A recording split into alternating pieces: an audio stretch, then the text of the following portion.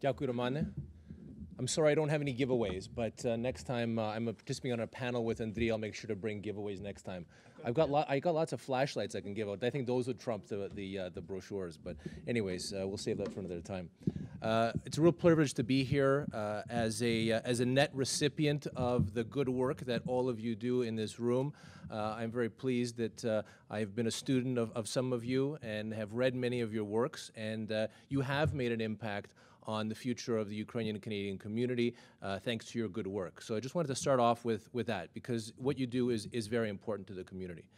As a discussant, let me just touch on some of the key themes here. First off, with Andriy Hildashowski, he talked about outreach and the real importance of knowing your stakeholders, and how do you get the message out.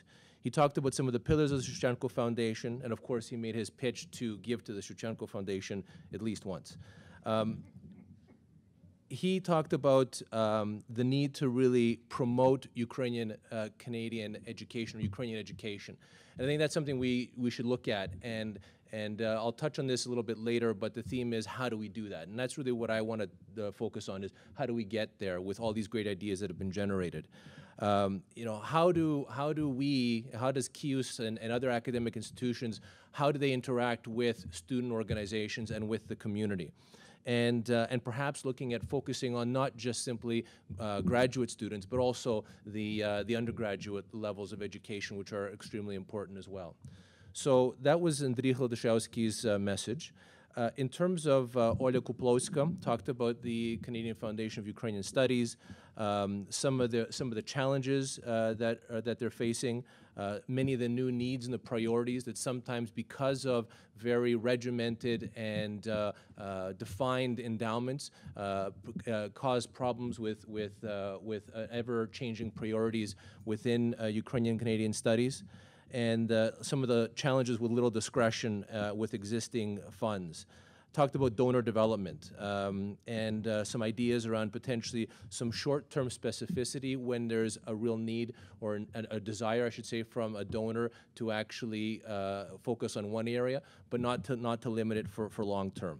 There's an issue with attracting new donors, and I think we collectively have to look at that as to how do we interest donors and demonstrate the value of Ukrainian studies to new access to the most up-to-date scholarly information about Ukraine. Be it resolved that an academic advisory council of the Ukrainian Canadian Congress be established, consisting of scholars, specialists in Ukrainian studies in various fields, which could provide advice to the UCC president and executive on matters related to their areas of specialty or expertise.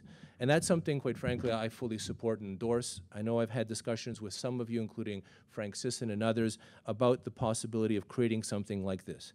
And I think that this is a great opportunity for us today to look at this. And in terms of the form, whether it's CIUS becoming a formal member of the Ukrainian Canadian Congress or not, I think that's less relevant than the fact of how do we bring people together.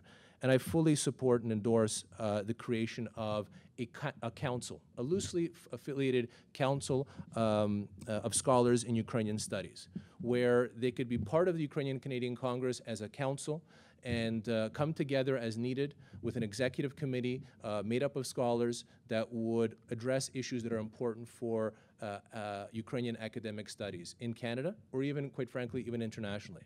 And this would be an opportunity to, first of all, provide ongoing advice to the Ukrainian Canadian Congress, because our role as the Ukrainian Canadian Congress has been to influence public perceptions and also to influence policymakers. And that's why we are constantly developing policy papers on various issues, whether it's foreign policy of Canada vis-a-vis Ukraine and Russia, whether it's defense policy, whether it's technical and international assistance, whether it's heritage. And those are 4 areas within the last 2 months or 3 months. We have developed very well-developed policy positions, which we have presented to government and we continue to advocate. And these are areas where we would love to connect, and we do, but perhaps not in a very organized manner, Ukrainian academics in Ukrainian studies.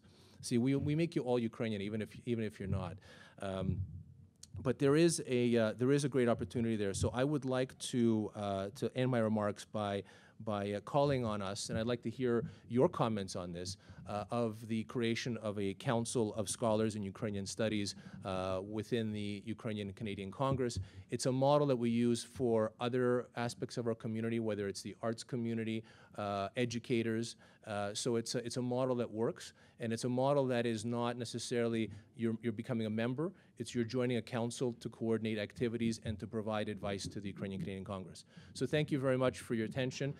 Thank you to panelists for your wonderful presentations, and I think we'll open it up now for questions and comments. Дякую дуже.